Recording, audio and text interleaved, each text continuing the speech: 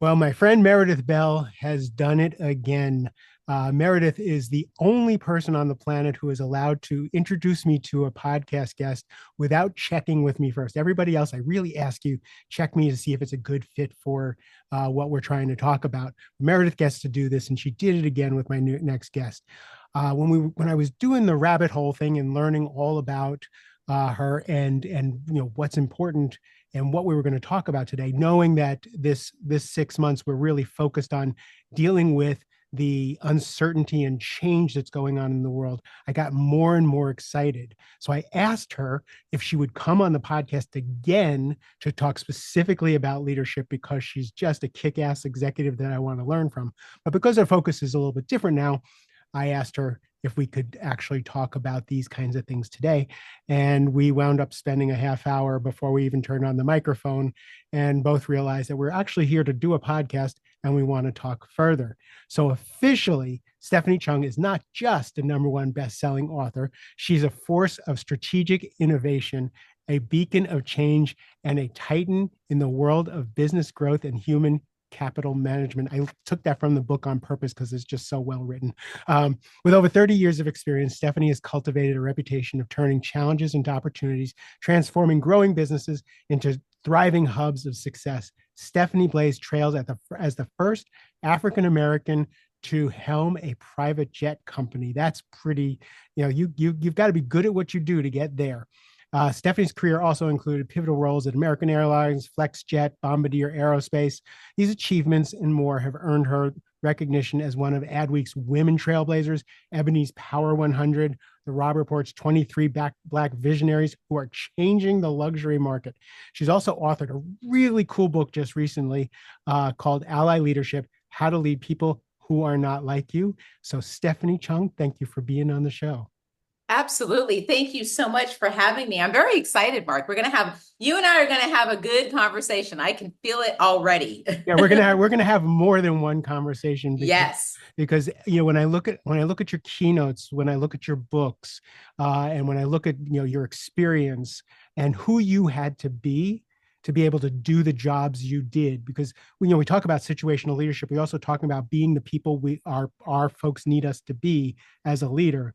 I'm sure you had to expand your range of who you were, which is why the title of your book is, how to lead people who are different than you.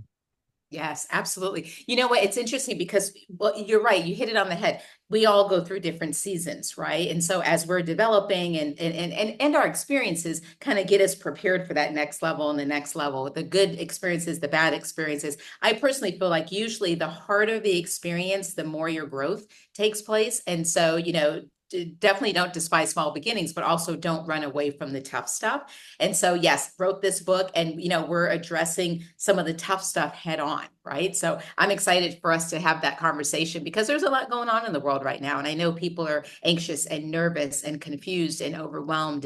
And so how do we help calm some of that if at all possible? Yeah, I don't think where our nervous systems are built to take this much information and this much information that actually affects our lives all at once in this fashion. That's right, exactly. And you know what? It's interesting too, because one of the things when you think about just the brain in general, we've got to give it a break and give it some rest, right? And though it never stops moving, but certainly, one of the things it's funny because I just had a interview with a neurologist recently and was talking about this similar subject. And one of the things that he shared and suggested to folks is that throughout your day, especially leaders, because there's a lot that we're called to do, we should absolutely be scheduling in our day time for the brain just to be able to rest and rejuvenate. And so, depending on I'm a lot older, so I'm like, I don't need to schedule in moments in my day. I need to schedule days, right? Where I can like give my brain a I break. took a 15-minute nap before this That's right. conversation. Exactly. So, but to your point, there's just so much going on, and the responsible thing for us to do so that we can be the calm that's needed for our people is to really almost take time throughout the day to kind of step back, reset, and kind of recenter ourselves so that we can lead most effectively. Because there's a lot coming at every leader every day these days, which is it is too much for our system to handle. But we're leaders. And so we step into it and we step up and handle it whenever we're called to do so. How do you sell that? Because I talk about it until I'm blue in the face, and I work 7 days a week. Mhm. I love what I do, so I work quite a bit. But how do you, everybody knows that that's true. So when you're coaching people and when you're talking with your folks, how do you get them to actually know that that's the case? Yeah, it's not easy, right? Because a lot of us who are, type A personalities or overachievers, I mean, especially if you love what you do, it doesn't necessarily always feel like work as well. So that sometimes can be part of the problem. Working from home, it starts to blend in where you don't really have, separation as much. So there's a lot of dynamics going on. But here's what I do tell people, and I've had to learn this myself, Mark. So I wasn't always good at it either. I don't like the word work-life balance because I don't know how we came up with that, but I don't think it makes any sense. I've never met But what, anybody who figured that out. and I did do some research and I found out that originally was back in the 1800s because and it was designed for women because at the time women were only allowed to work so many hours per day so that they could still take care of all the home responsibilities. So that's where the work-life balance came into play. It was actually a law to make sure that women didn't work too much so that all their other responsibilities weren't neglected.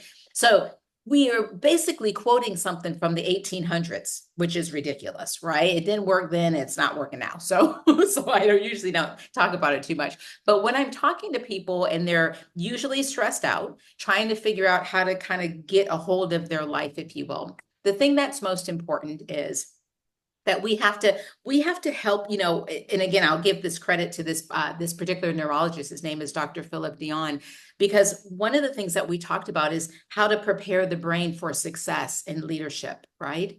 And one of the things that he had mentioned was he says, there's really a couple of things. One, we have to train the brain for uncertainty.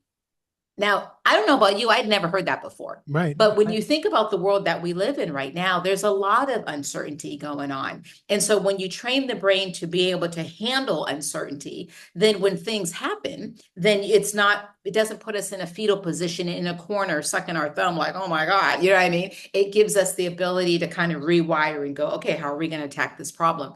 And so that was one that I thought was really fascinating. The other part, which we've probably all heard before, which is to train the brain for visualization, so that because it doesn't know what's right and wrong, it just knows what you tell it. So if you're telling it successful things, then that's a good thing, right? If you're telling it not successful things, because the brain is wired based on fear to protect us, so you can easily go into a spiral real quick. And right now, a lot of people are fearful.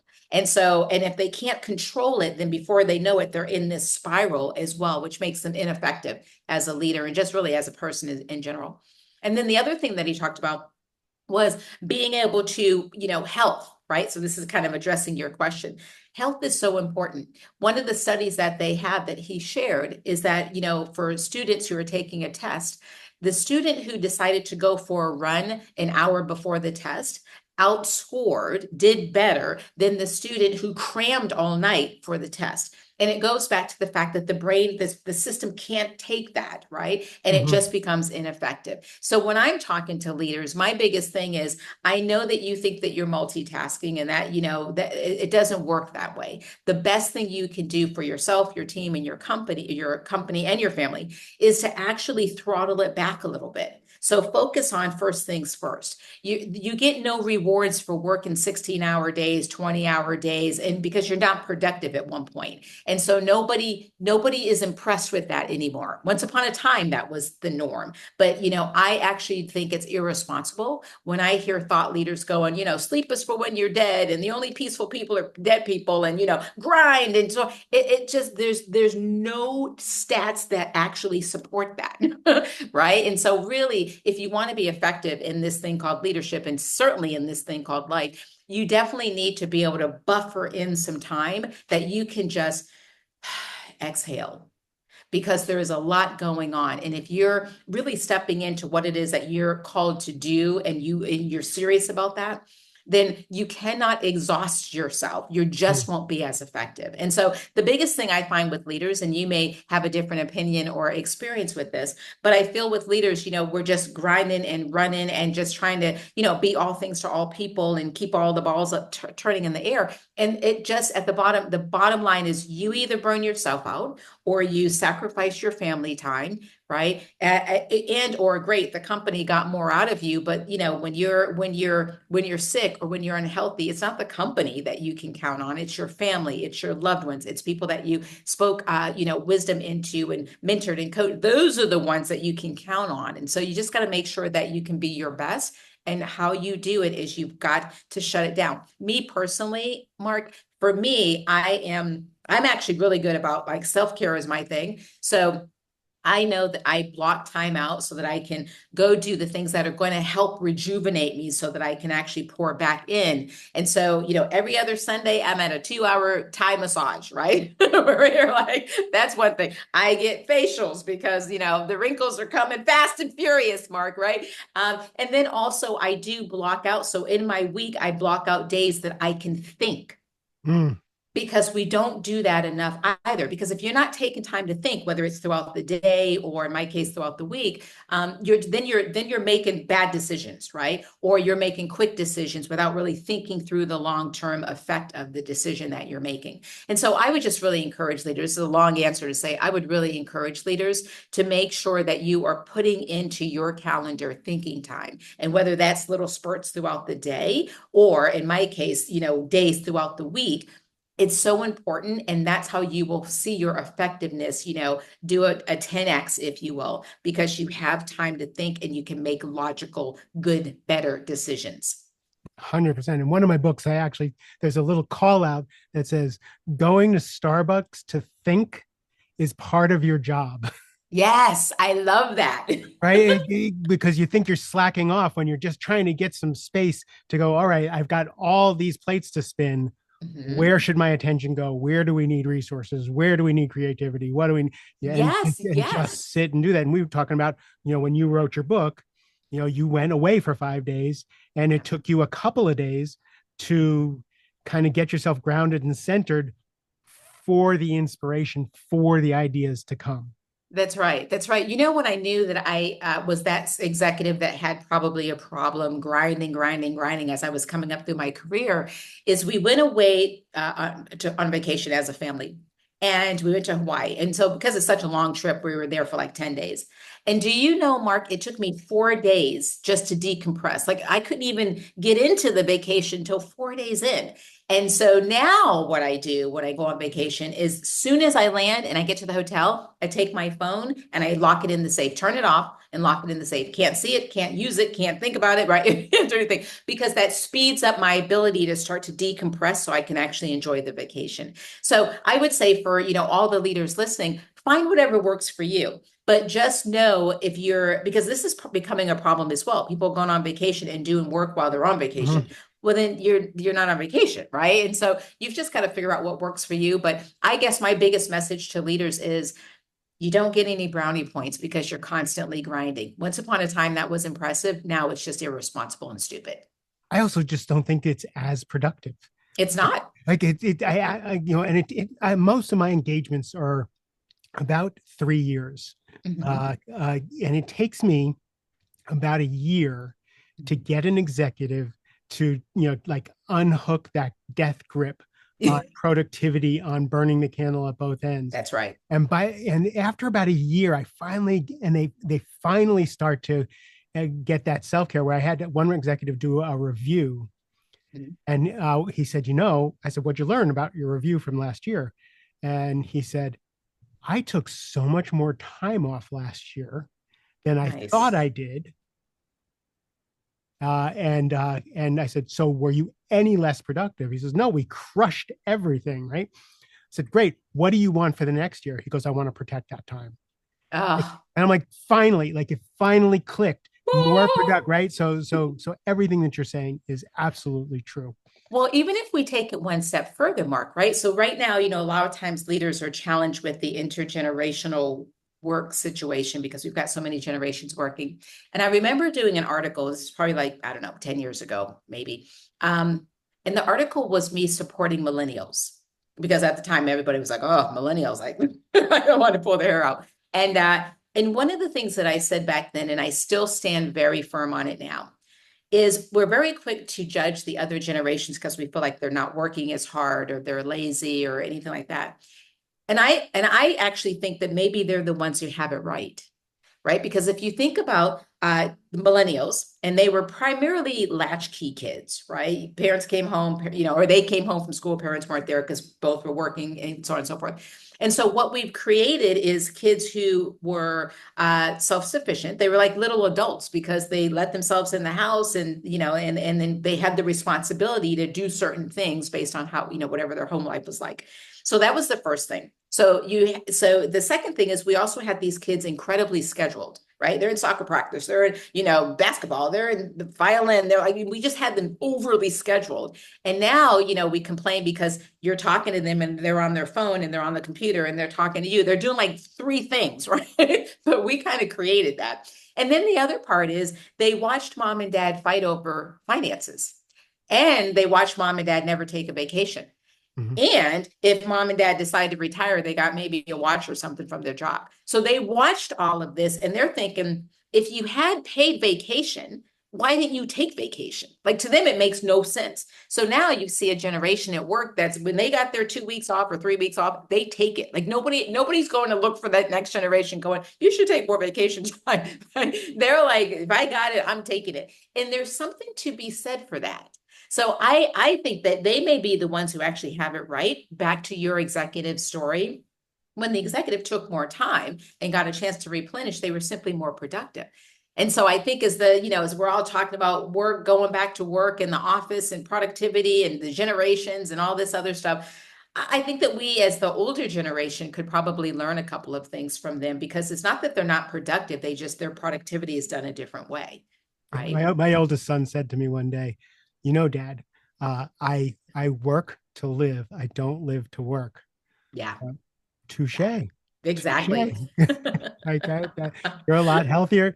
Again, I started out as homeless and an addict and alcoholic and all this stuff. Mm, So the reason I overworked was to overcome that stigma of myself. Right. So yes. I never could catch up and never Mhm. could achieve enough to erase that stain, until I Mhm. finally realized that I was carrying that around. Yeah. So that drive was not sustainable and not healthy. But again, I interviewed Dr. Jeff Spencer. He's become a friend of Mhm. mine, and Uh-huh.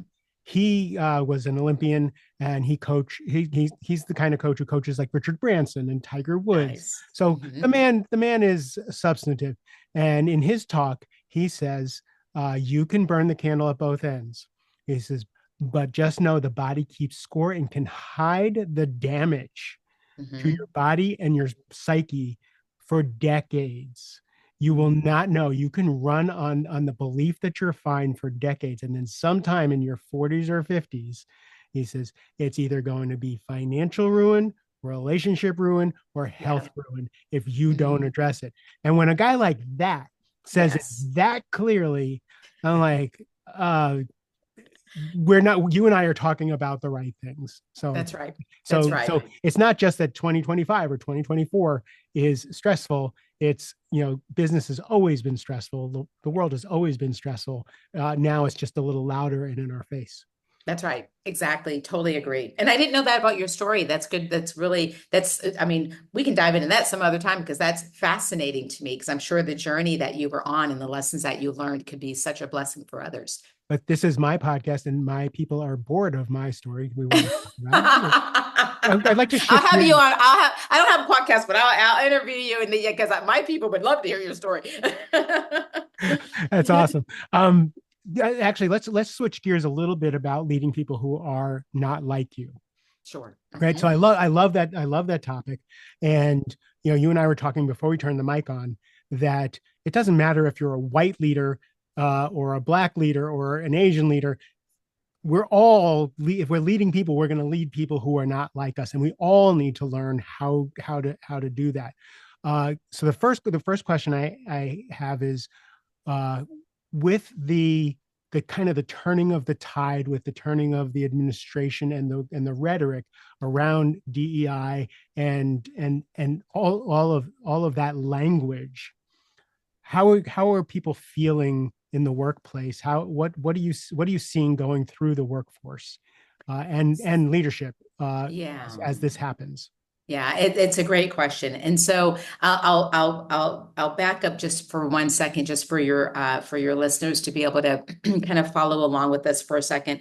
So when I wrote the book Ally Leadership, How to Lead People Who Are Not Like You, Ally is an acronym and it stands for Ask, Listen, Learn, You Take Action.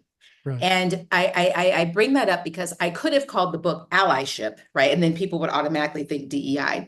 But I purposely did not because I wanted people to realize that this is not a black, white, male, female, gay, straight situation. It is for all of us, right? If you're a leader called into leadership, now or in the future, you must get this figured out because you're going to be leading people who are not like you. Because if we think about the modern workforce right now, right, Mark, we've got 6 generations working, which is unheard of. And that alone is challenging because, a Zoomer and a Boomer do not think similarly at all, right? And so leaders have that challenge of how do I lead different generations because they have different expectations and thought processes and perspectives. So that's one thing. Second thing is women are now the majority of our population here in the United States. And so that changes the dynamics because we have a different communication style and how that we see things and different wants and needs as well. Then you look at the fact that all the ethnic race and the demographics, right? So every ethnic race is growing, non-ethnic race shrinking. So that changes the dynamics. Not to mention people with different neurodiversities, right? Or different able-bodied folks or LGBTQ plus community. So there's a lot of different dynamics happening in today's modern workforce. And what that means is we as leaders are leading people who are not like each other and they're not like us. Right. Right. So everybody has, I would say everybody has a dog in this fight because it's not like you can just point to one group and go, you need to get better. No, no, no. We all need to get better because this is the modern workforce and they're demanding that we do so. So now with that said, when you think about the words DEI, which are, you're right, are very much under attack, which is just baffles my mind because what we've watched with all the rhetoric is to make DEI a black and white issue, and it Right. isn't. Right. And so I actually heard somebody talking about the different groups that have benefited from DEI type of initiatives and whatnot. And if you make it a black thing, well, we're like number 8 out of 10.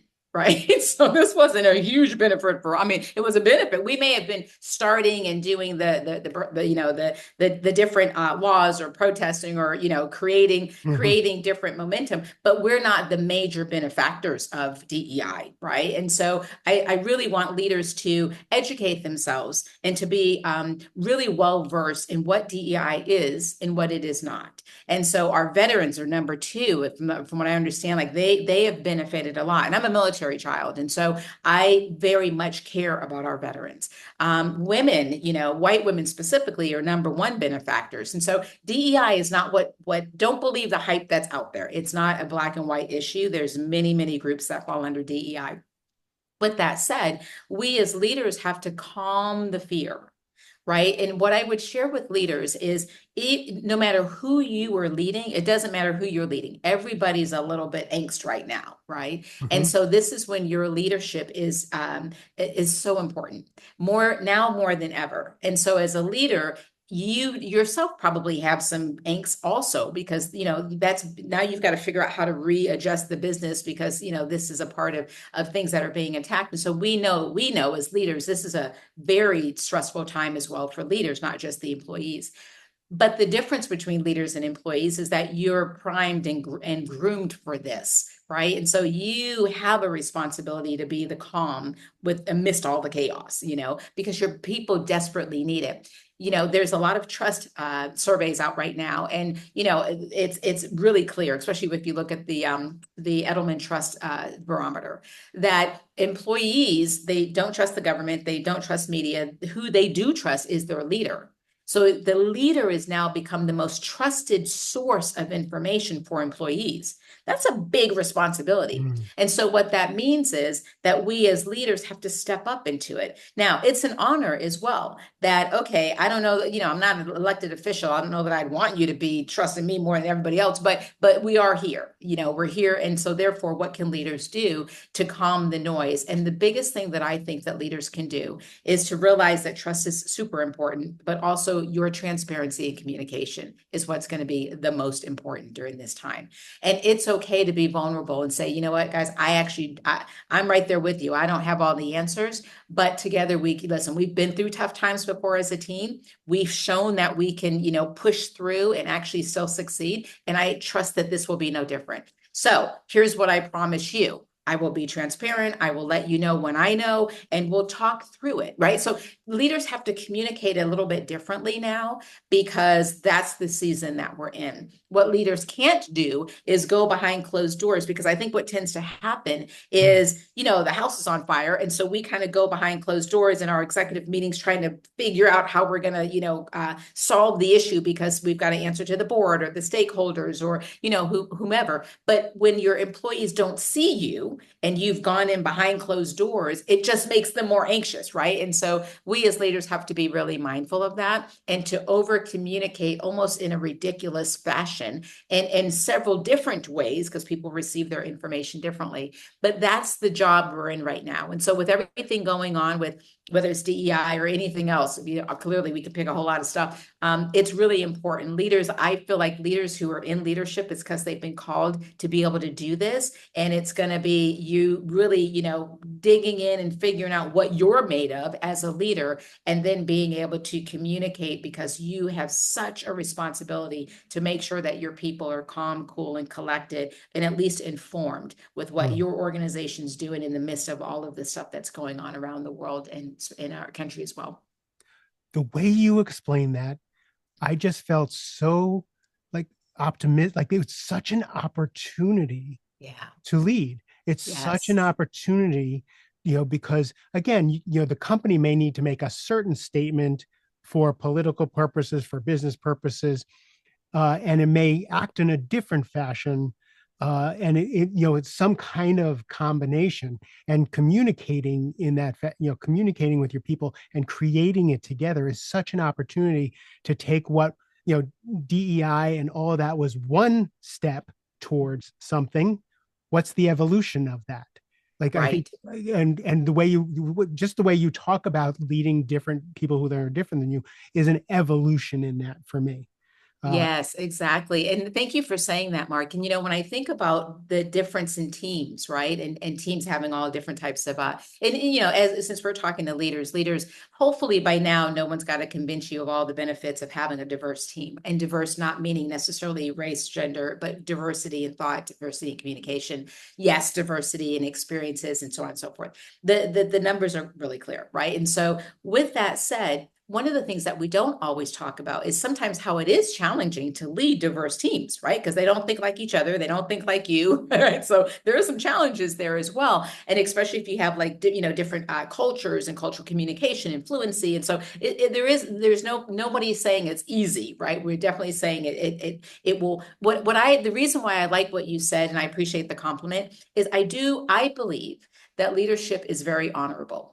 And how I've personally looked at leadership is one day I'm going to be held accountable for how I handled the people that God trusted me. His most prized possession are humans. And so, he's given me humans to have influence over, and I'm going to be accountable for how did I handle that? Did I help them or did I hurt them? Right? Because your words and your tongue can be super powerful. And so that's my personal belief of how I see leadership. It's a very honorable position, besides the title and the money and all that stuff. Beyond all that, I believe it's part of my calling. And so what I like about, I shouldn't say what I like, what I am choosing to focus on during this season that we're in of, sheer chaos, right? Is I'm choosing to see this as here's an opportunity for leaders to dig deep and to figure out what they're made of. Mhm. because we all know there's a difference between a boss and a manager and all this stuff, but we're talking about leaders right now, right? And so when you have this kind of season where it's going to just challenge you from every single angle, you're going to be able to see, are you the leader that kind of leans into it? Or are you a leader that, withdraws from it? Or are you a leader that steps up to like, okay, different season, different level, different devil? Or are you a leader that's just like, right? This is going to give leaders, the really great leaders are going to rise to the occasion. We've probably got leaders who are not quite birthed yet. We didn't even know who they were, didn't notice them, but they're going to kind of come into the fold, right? So this is a time that we as leaders, we're going to be able to put up or shut up, right? So some people are going to realize, maybe you're more like, maybe you're more of a manager. You're not really quite ready for this just yet. This is kind of, the pro league, if you will, because that's what it's going to require. And there's no shame in being in the amateur league, but right now, this season is for the pros, right? And so that's kind of how I see it. I see it as a great opportunity for leaders to be able to really have their own private conversation with themselves to figure out, what are they made of?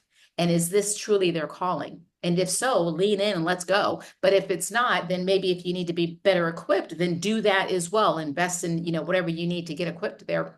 But this is the time for leaders to really hold a mirror in front of their face and to really have a private conversation with themselves. And then once you've determined what the answer is for you, then it's time to get to work. Yeah, if you want to have a personal growth program, they say, become an entrepreneur or Yeah, step into leadership. that's right. That's right. You'll learn who you are and where you need to grow and where you need to change if you're actually interested in that. That's So right. I would add one more thing, which is go sell something 100% commission. yeah, That's where you really figure out what you're made of. I You do. don't get to hunt and eat. Well, there's not. I don't think there's still copy salesmen who copy salespeople who go from door to door anymore. But my Mhm. first introduction to sales was copy sales, and Yes. they sent me out with a guy. The sales manager sent me out with a guy, and Hmm. and when we got back, the sales manager said, "Silverman, you're a really nice guy. Hmm. Don't ever be a salesman. You're not going to make it." That was the most harrowing thing I have ever witnessed in my entire life. I did become a sales guy, and I Mhm. I drove up in my Lexus and I said, "Thank you very much. I'm a millionaire now." That's Uh, right. but you certainly stoked a fire under me. Now I Yep. did relationship sales. That was that. So I Hmm. found my gift, Yes, my talent, right? Because I'm neurodiverse. I cannot stand being rejected. that's So right. that knocking on doors was not going to be the thing for me. So, so you are an unusual leader in an unusual industry. Hmm. So you have had to have your share of hardship, your share of challenge. I'm sure your times in the bathroom, Hmm. doing the silent scream.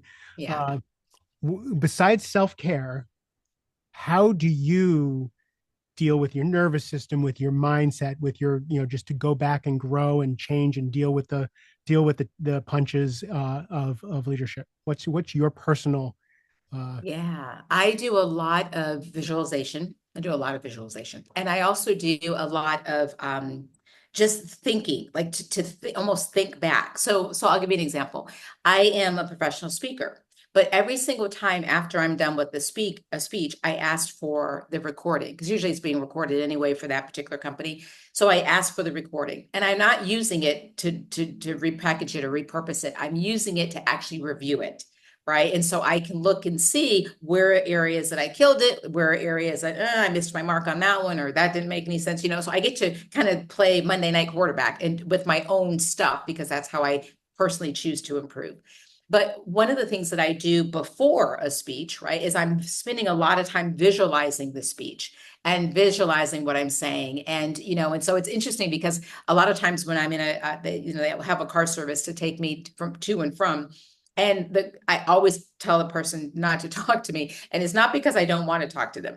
It's because I'm literally visualizing. Like I'm in a different zone right now and I've got to keep that zone before I Mhm. go on stage because I've got to, get ready to deliver energy to 10,000 people, right? And so just the manifestation and the work that I do to get ready to do it. People just think, oh, you just go on stage and speak. It's like I got 10,000 neurons coming at me. You know what I mean? I've got to be able to push it out a certain way. So I'm really big on visualization. I'm very big on, before I even walk on stage, taking my deep breaths and kind of settling myself. And then, of course, I'm always prayed up, right? Because at the end of the day, that is, I feel like this is my calling, and I'm really honored to, whenever people are in front of me, in an audience, to hear what I have to say. But I take that with a huge responsibility. And so I want to make sure that I'm clearly communicating and that I'm really being a blessing, and I can feed them something that's going to make them and serve them, so that they walk out of there differently and can use it right away as well, than when they walked in. So there's a lot to what I do to actually prepare so that I can give my best and be my best, if you will. And then as soon as I'm off stage, whew, right, then it's done. And another thing that I tend to do is I will usually leave that hotel. If let's say because the host hotel, let's say if I'm in a conference or whatever, I'll usually try to leave it and go stay somewhere else for that last night, because it's interesting when you're on stage, people are like, oh my God, that was so great, blah, blah, blah. And so that stuff can start to feed into your ego, right? Very quickly. And because I see it as it's a calling that I have. I have a message to deliver. And when it's delivered and done, it's done. Right. And so it was, I'm like, thank you, Lord. It all worked, but it's not Stephanie that was, because, it's not that. It is like, this is a season, this is a calling, this is a message that I've got to deliver to whomever. And then when I'm done, I'm done. And so that way it keeps me not getting big head. We've been around speakers before where you're just like, okay, this guy, right? Like, you need to settle down, So I never want to be that person. And I'm like, you know what? Nope. I'm honored that people feel like what I have to say they want to hear, and they've received it. And I'm more honored to be around them than they probably even imagine, right? And so there's all these little things that I may do to make sure that I protect my head and protect my heart, and that I can keep it centered in the right place and in the right way. And you are a beam of light on a stage. I haven't seen you in person, but the videos of you are just stunning. I can tell the audience are crackling with what you're sharing with them. Oh, thank you so much. I appreciate that. So you promised to come back and do a part 2 with me. Yes. Right? I got a promise from you. That's great. If people need to know more about you, want more about, where can they find you? So they can go to stephaniechung.com, and there you'll find everything. And I'm on all the social channels as well. And my call sign is at the stephaniechung.com. One thing that I think that your listeners may really appreciate is I just started that this year, which is a newsletter, because a lot of times people want to be coached, and I don't have the capability to coach as much as I used to, just because of my schedule. But what we are doing is our newsletter. It's called Your Ally in Leadership. So you can find it at yourallyinleadership.com or on Substack. And that is a weekly newsletter and podcast that I do just for my tribe. And it's all about the science of leadership and success. So we are hitting the neuroscience part of, so we're taking leadership and we're taking success, but we're hitting what is the brain actually doing, and how does it set you up to lead more effectively and succeed more effectively based on all neuroscience. So I hope that your folks appreciate that. I'm really proud of that work. Just in case you didn't clock that, she's also an expert in neuroscience.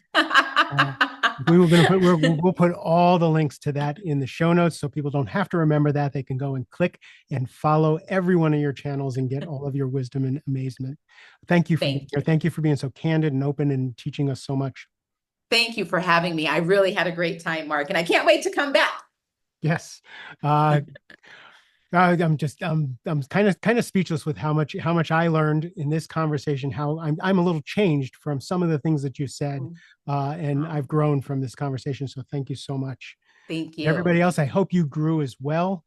Stephanie brings a ton of wisdom and a ton of experience. Everything that she talked about, she lived.